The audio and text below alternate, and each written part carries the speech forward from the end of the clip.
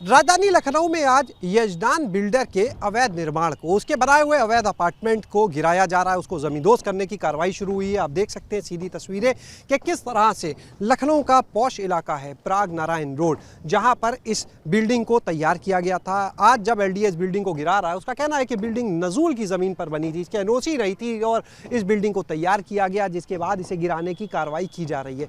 वहीं दूसरी ओर अगर बात की जाए तो जो बिल्डर है, जो बायर्स हैं जिन्होंने यहाँ पर फ्लैट खरीदे, उनका ये कहना है कि जब यहाँ पर वो फ्लैट लेने आए, जब फ्लैट लिया तो उस समय एलडीए का नक्शा भी देखा, रेरा का रजिस्ट्रेशन भी देखा, इसके बाद इस बिल्डिंग में फ्लैट उन्होंने खरीदा, अपने सपनों का आशियाना खरीदा। और अब एलडीए का कहना है कि उसने तो कोई नक्शा पास ही नहीं किया।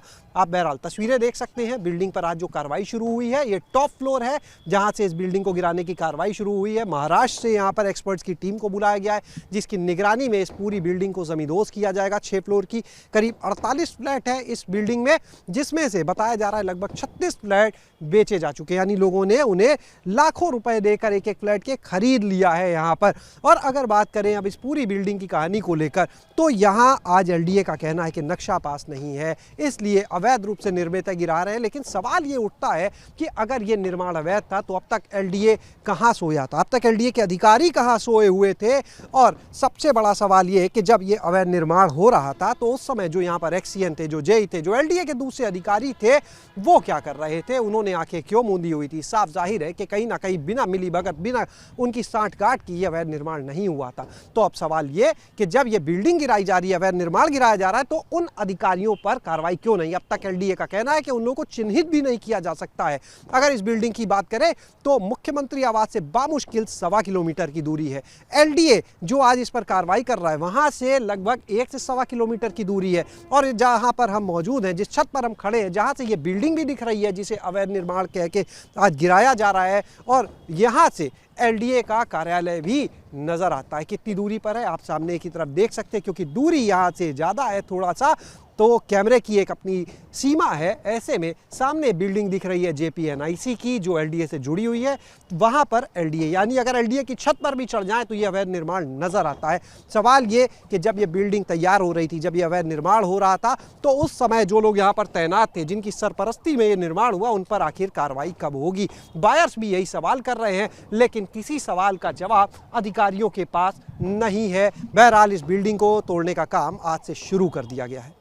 कैमरा सहयोगी जितेंद्र के साथ शैलेश अरोरा, एबीपी गंगा, लखनऊ। हमारे साथ में इस समय एलडीए के अपर सचिव ज्ञानेंद्र वर्मा जी हैं, उनसे बात करेंगे।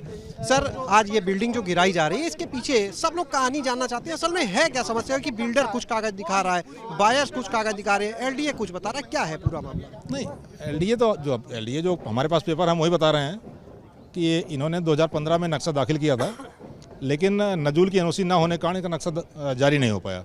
उसी बीच में इन्होंने निर्माण करना शुरू कर दिया। इन्होंने निर्माण शुरू किया। निर्माण जब शुरू किया तो इस प्राधिकरण से जो धारा 27 की नोटिस होती है, वो जारी की गई थी। इनको पर्याप्त समय दिया गया, नोटिस का इन्होंने कोई जवाब नहीं दिया। प्राधिकरण ने गिराने का आदेश कर दिया। उस आदेश के खिलाफ फिर ये निर्माण करते रहे, और फिर प्राधिकरण ने इस बिल्डिंग को सील किया। सील करने के बाद भी नहीं माने। ये आकर के 2020 या 21 में कमिश्नर कोर्ट में गए, और ये उनका कहना था कि प्राधिकरण ने हमारा सुना नहीं है और गलत ढंग से बिल्डिंग गिरा दी है। उसके क्रम में कमिश्नर ने पूरी सुनवाई करी। उन्होंने कई सारे डेट लगाए। डेट लगा करके सुनवाई करने के बाद ये कहा कि जो प्राधिकरण का आदेश था वो बिल्कुल सही है, और प्राधिकरण उस बिल्डिंग को गिरा सकता है। इसके बाद बिल्डिंग हम लोगों ने 5-6 महीने पहले गिराना शुरू किया था, पूरी नहीं गिर पाई थी। इस बीच माननीय उच्च न्यायालय भी गए थे कि प्राधिकरण हमारी बिल्डिंग गलत ढंग से गिरा रहा है। माननीय उच्च न्यायालय ने भी इनकी रिट याचिका खारिज कर दी है।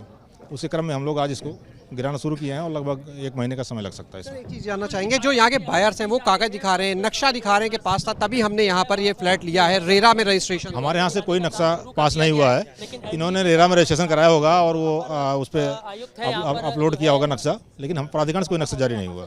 यही वो नक्शा फर्जी नहीं, अगर प्राधिकरण मोहर दिखा दे नक्शा वो। बायर्स का क्या होगा, जो बायर्स जिन्होंने फ्लैट खरीदा? अब बायर्स की तो जिम्मेदारी है कि उनसे पैसा लें। प्राधिकरण से अगर कोई सहयोग होगा तो हम लोग जो अपेक्षित सहयोग है वो हम करेंगे। सर, ये इतनी बड़ी बिल्डिंग रातों रात तो खड़ी नहीं हो गई, ऐसे में जिम्मेदार जो अधिकारी एलडीए के, उन पर क्या कार्रवाई करें? अब उस पर हम लोग देखेंगे क्या कार्रवाई होनी है, अभी तो तय करेंगे जाकर के वहाँ। चिन्हित किया किसी को? नहीं, अभी चिन्हित नहीं है। एक्सीएन रहे होंगे, कई जेई रहे होंगे, किसी पर कार्रवाई? अभी तो कार्रवाई किसी पे नहीं मार्च को पहली बार बुलडोजर चला, 7 महीने हो गए, आज तक कोई चिन्हित नहीं हो पाया, ऐसी क्या वजह? अब उसमें देखेंगे क्या कार्रवाई करनी है कैसे, अब वो तो ऊपर स्तर तय हो पाएगा। अच्छा, ये मानते हैं कहीं ना कहीं एलडीए के स्तर पर भी गड़बड़ी हुई है, अब वो जांच तो करनी पड़ेगी। भ्रष्टाचार वहां से भी जुड़ा है। नहीं, वो जांच करनी पड़ेगी, जांच के बिना हम कुछ नहीं कर सकते। जांच क्यों नहीं हो पाई इतने समय से? क्या जानबूझ के जांच को दबाया जा रहा है? नहीं नहीं, ऐसी कोई बात नहीं है, ऐसी कोई बात नहीं।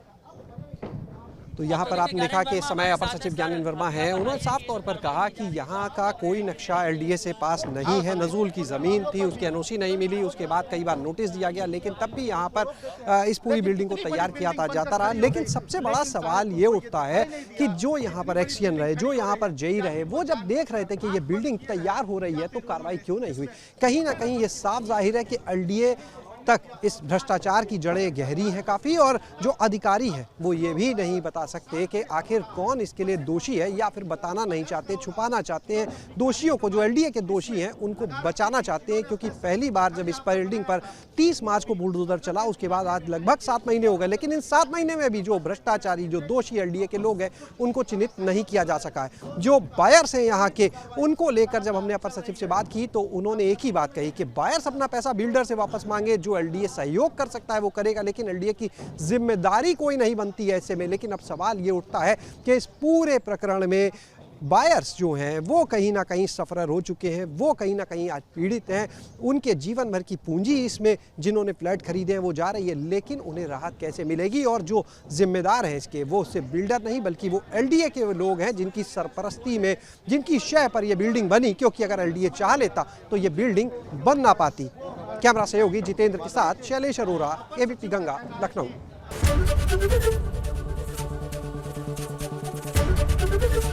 एबीपी गंगा, खबर आपकी, जुबान आपकी।